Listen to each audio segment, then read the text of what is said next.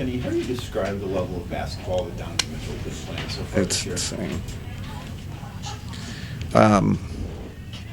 Like I said, I've been saying, is there anybody, any guard playing as well as him in the league? I mean, it's just, and everybody's going to talk about the scoring. I thought the passing was phenomenal tonight. Had a couple, the lobs and the kickouts to get 13 potential assists or something. Someone said so. He's just in a great place. Great demeanor. He's got great control of the game. He's in the this kind of money spot in his career. He just kind of got control of everything, and then just great on the bench with leadership wise. He's in a great place. When you guys beat Miami a couple of weeks ago on the night without Donovan, without Darius, you called it a great sign of a good program. Yeah. Given some of the contributions that you guys got tonight from guys like Tyrese and Naquan, does this feel like it's in that? And Luke Travers too. It's like we got a lot of guys out right now, and you're playing the Clippers, and you say, well, they're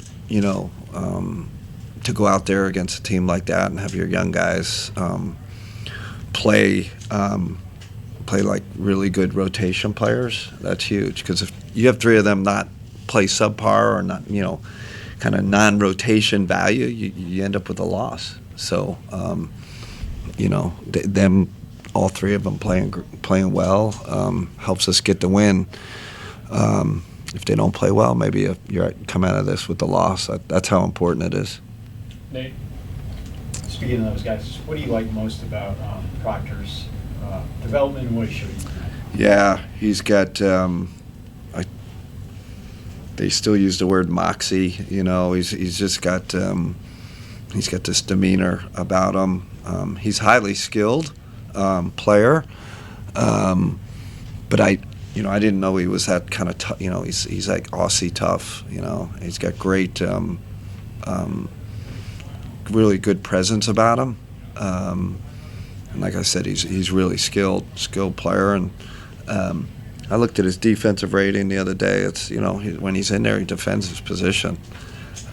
So I keep saying it. I think we got a first round pick in the second round. I mean that's what it looks like. I know it's early. I don't want to put too much pressure on him.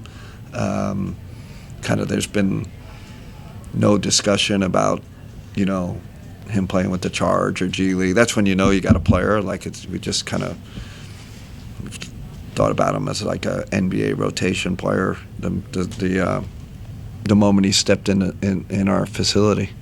And when you have a guy like Totland, like you talked about, the young guys, he brings that intensity and energy. What does that do for everybody? Especially now, we need it. With all our guys out, and he's all over the place. He's on the offensive boards, getting us extra possessions, cutting, really good in transition. And then, the kid's a heck of an athlete. He's an NBA, upper echelon athlete. And the shot's gonna go. What I love about a shot, he's not shy. He just fires them up there, which is, certain guys in that position would hesitate. So he's got real confidence in himself. Keny, we've talked about the rebounding battle a lot this season already, but tonight Ivica Zubac came in and had 18 rebounds, and you guys still came out with the rebounding battle, being able to walk away with the win in that. Donovan had 8, Evan had 10, but the overall collective as a group, to see that after struggling with it to begin the season, what does that show you? Yeah, it's still, Ethan, I still think it's a little bit of an Achilles heel for us, the rebounding. We're below average. I keep saying it, it's not just Evan, right? Obviously no J.A. tonight, but our guards have to rebound. And like you said, I thought Donovan did a great job coming back and, helping out. But Zubac, he had 20 rebounds against us last year, if you remember. So we had to start doubling him in the post. I should have probably done it earlier. Assistants were on me because he is he's really become an elite post player. So he kind of had his way with us tonight. We could have adjusted earlier and helped our big guys out. We've talked a lot about the just overall star players that you guys have. Obviously, with Darius coming back, more eyes are on him. Is DeAndre Hunter underappreciated for the work that he puts in? Listen, DeAndre, I think having Darius back really helps because we get the paint touches, and Evan, Dre got some open ones. I feel like without Darius, he's a lot of his threes are contested. So it's great. He had 4 threes tonight. A lot of that was through our penetration, getting in the paint. But yeah, the healthier we get, the better DeAndre Hunter you're going to see. Tom? Keny, kind of a nice moment when Chris Paul got the ovation. I saw you applauding along. Oh, man. He's not quite done yet, but what are you going to appreciate most about CP3? I just the longevity to play at the level he played at for so long at that position. I mean, I guess Stockton's in that. And who else is in that class? I don't know. And again, to play it at an elite level is incredible. But being around him for a year, he's a savant, a basketball savant, and no one loves the game more than Chris Paul. I think you guys know he's heavily involved in youth basketball in North Carolina, across the country, really. So he pours his heart and soul into the young guys in this league.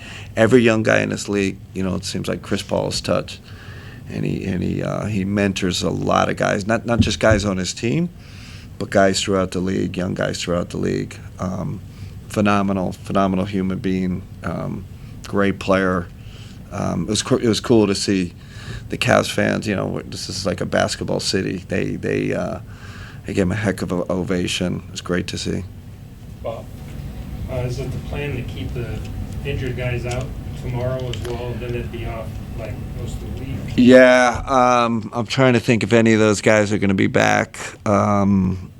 We'll see. I'll talk to Steve after. A couple more probably knows, but I'll talk to Steve. We're definitely going to go into there shorthanded tomorrow night. But we're going to have Donovan and Evan. So that gives us a shot. And if our bench will have to play great again. But not sure if we're getting any of those guys back. How do you think you did defensively on Harden? Really good. Well, is it, we had 55 the night before, and, I thought we did a good job getting him to his right hand. Once he starts getting to his left and downhill and gets the lobs, and our kind of off-ball defense was really good. We're in the gaps trying to prevent that, penetration, and did a good job contesting his threes. Spence? Talked to Nick Batum before the game. I know this is kind of a little different question, but Yeah. he spoke very highly of you and the years you spent together, and obviously Team France too. Yeah. What are your kind of takeaways from his longevity? Because he's been in the league forever and obviously has a huge international impact. I'd say he's one of the most underrated players. I don't know, past 10 years, like in this league. Probably because how his game is, he's just super efficient. But one of the smartest players in the league, one of the most underrated players in this league. I mean, look at his. You look back and look at Nick Batum. That guy's had a great career, and contributes to winning. And then what he's done for Team France over the years. Always plays. He's one of those guys. The French guys, they all play. They play for their national team, and that's not every country.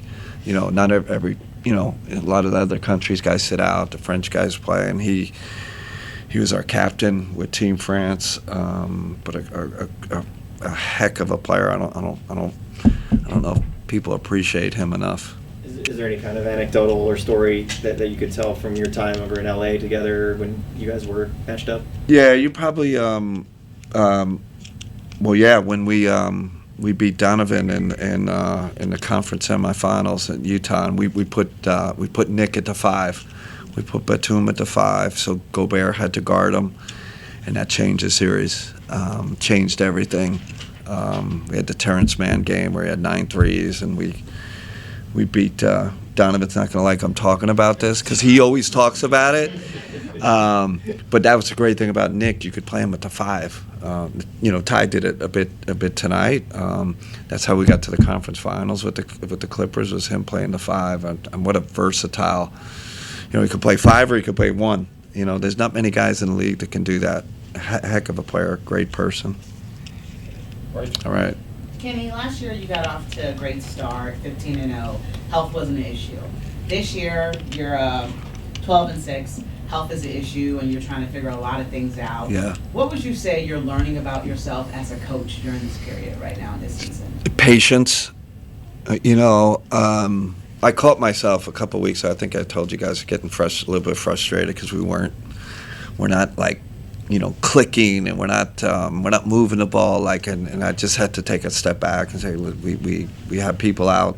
It's not the same team as last year, and I've kind of calmed myself, So that's important, right? Your kind of emotional meter, your emotional control when things aren't going perfect. Even tonight, it wasn't a masterpiece by any means. Patience and positivity. I would say those are the two things. When things aren't going exactly how you want them to go. Joji. Kenny, last week you talked about making up some ground out of this 6-game homestand. Yeah. Now that it's wrapped up, how would you assess that? What was our record? 4-2. 4-2. Give us a B grade. Like I said, we are, we're learning a lot about ourselves, but we have a ways to go to get where we want to go. So, a good, not great, which is fine. That's not a criticism or not down on that. But I'll take 12-6 with kind of the health situation we've had.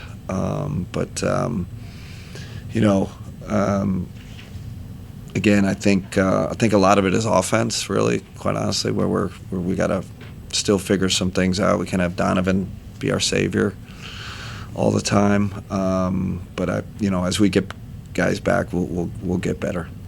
Okay, All right. Thanks, everybody.